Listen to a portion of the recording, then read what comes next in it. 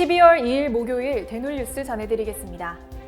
2022년도 사상 첫 치과의사 국가시험에 실기시험 과정평가가 시행된 가운데 지역 박태근 협회장이 시험장을 방문해 응시생들을 격려했습니다.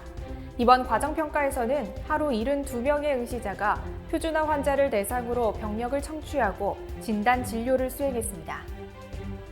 국민의힘 홍석준 의원이 한국치의학융합산업연구원 설립을 위한 과학기술 분야 정부 출연 연구기관 등의 설립 운영 및 육성에 관한 일부 개정 법률안을 대표 발의했습니다. 홍 의원은 한국치의학융합산업연구원 설립을 통해 치과 산업에 대한 신기술 개발을 주도하고 신성장 동력으로 육성할 필요가 있다고 밝혔습니다. 경동대 치기공학과 권순석 교수가 보건의료기사의 날 기념행사에서 보건복지부 장관 표창을 수상했습니다. 대한치과기공사협회 강원회 부회장인 권 교수는 2009년부터 취약계층 1,600명을 대상으로 치과기공봉사를 펼쳤습니다. 전북대학교 모성은 대학원생이 대한소아치과학회 추계학술대회에서 구연 발표 우수상을 수상했습니다. 이번 학술대회에서 모 대학원생은 치과를 주소로 응급실에 내원한 소아청소년의 특성과 패턴이라는 연구 논문을 발표했습니다.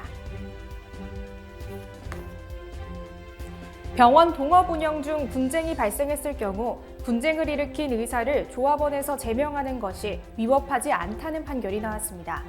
대법원은 조합원에서 제명된 의사가 조합원 2인을 대상으로 한 손해배상 소송에서 원심을 뒤집고 제명 결의의 정당한 사유가 인정된다고 밝혔습니다.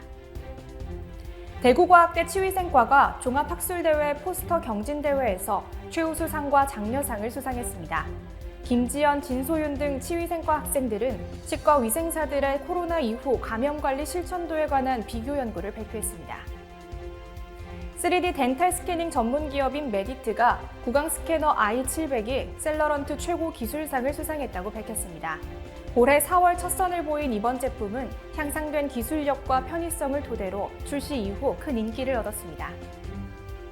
익산 모연 삼성치과 권태성 원장이 부안군을 찾아 무궁화 2,000그루를 기증했습니다. 부안군은 기증받은 무궁화를 햇들마루에 식재해 지역 청소년들에게 휴식 공간 등을 제공할 방침입니다. 복지공동체 행복드림 작전 서운동이 서울 티플란 치과와 계양의료기, 애정반찬 및 집살림 등 4곳과 업무 협약을 체결했다고 밝혔습니다. 행복드림 작전 서운동은 지역 주민의 복지 만족도를 높이기 위해 총 11곳과 업무 협약을 맺고 있습니다. 세종시 금남면 지역사회보장협의체가 새서울치과 등 착한 가게 4곳에 착한 의원, 착한 약국 현판을 전달했습니다. 새서울치과 등 4곳은 매달 후원을 약정하고 착한 나눔에 동참해왔습니다.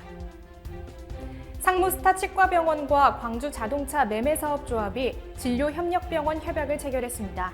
이번 협약으로 상무스타 치과병원은 광주자동차 매매사업조합원의 가족 등 진료비 경감 및 진료 편의를 제공할 방침입니다.